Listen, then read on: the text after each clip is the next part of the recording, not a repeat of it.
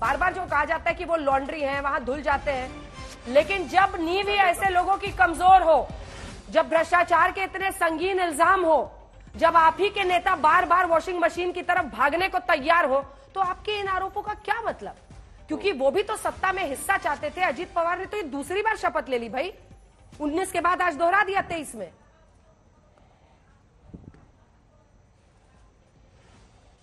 ये सवाल है मुझसे? बिल्कुल।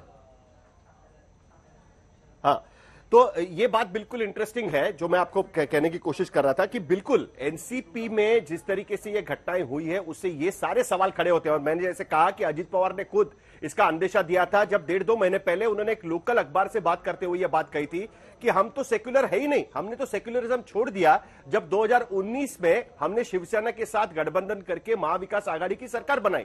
तो सेक्युलरिज्म का सवाल ही कहां पैदा होता है? इसका मतलब यह कि बीजेपी के साथ बातचीत की शुरुआत हो गई थी, नंबर 1। नंबर 2, जो आपने वॉशिंग मशीन की बात कही है वो बिल्कुल सही है, क्योंकि इसी मुद्दे को लेकर अजीत पवार अब जैसे हमने देखा कि 9 मंत्रियों ने शपथ ली, उसमें से 3 मंत्री ऐसे हैं कि जिनके खिलाफ ईडी की कार्रवाई चल रही है। और ये सारे मंत्रियों को लेकर जो अभी मंत्री बने जब तब एनसीपी के नेता थे, इन सबको लेकर इंक्लूडिंग प्रफुल्ल पटेल, सारे लोग शरद पवार के साथ गए थे और कहा था कि अगर इस तकलीफ से जान छुटानी है तो हमको जाके सरकार में शामिल होना पड़ेगा। बीजेपी को थर्ड पार्टनर की जरूरत है, वो हमारे बिना कोई बन नहीं सकता, तो हम वही करते हैं। लेकिन पवार उसके लिए तैयार नहीं थे। आज की स्थिति में उनके साथ जाना महाराष्ट्र की राजनीति में एक बहुत बड़ा उलटफेर है। 2019 में जो झटका महाराष्ट्र के लोगों को लगा था उससे भी बड़ा झटका आज की स्थिति में यहां पर लग रहा है, क्योंकि एक बार फिर वो सारे 3 लोग एक साथ आए हैं जो एक हफ्ते पहले तक एक दूसरे के खिलाफ आरोप प्रत्यारोप कर रहे थे, एक दूसरे के खिलाफ मुहिम चला रहे थे।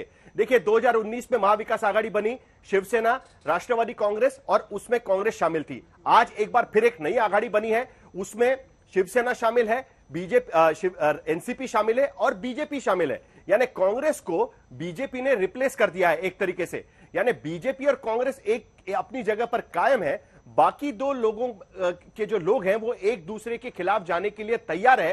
ये बात बिल्कुल उभर कर सामने आई है। और तीसरी अहम बात, और ये बात कहना बहुत जरूरी है, ये बात दीपेश बात कर रहे हैं, आप बने रहिए, जल्दी से दिखा दीजिए, दीपेश बात कर रहे हैं। पावर कहीं कम नहीं होगी क्योंकि अब अजीत पवार और उनके एमएलए भी बीजेपी के साथ आ गए। शिंदे साहब, देवेंद्र जी का अंडरस्टैंडिंग बहुत अच्छा है, वो मैच्योर्ड पॉलिटिशियंस है, इसलिए आप उसकी चिंता मत करो। सर, अजीत पवार को साथ आने की या उनको साथ लाने की जरूरत क्यों पड़ी जब सरकार अच्छे से चल रही है? गठबंधन बढ़ रहा है, महायुति बढ़ रही है और हम सामने से कोई आ रहे हैं, हमारी रिक्वेस्ट को उनकी रिक्वेस्ट हमने अगर मान्य की है तो उसमें गैर क्या है? संजय राउत ने ट्वीट किया है कि शरद पवार और जनता अभी भी उनके साथ है।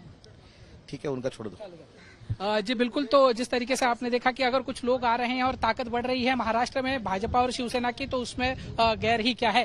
कैमरामैन महेश के साथ दीपेश त्रिपाठी, आज तक, मुंबई।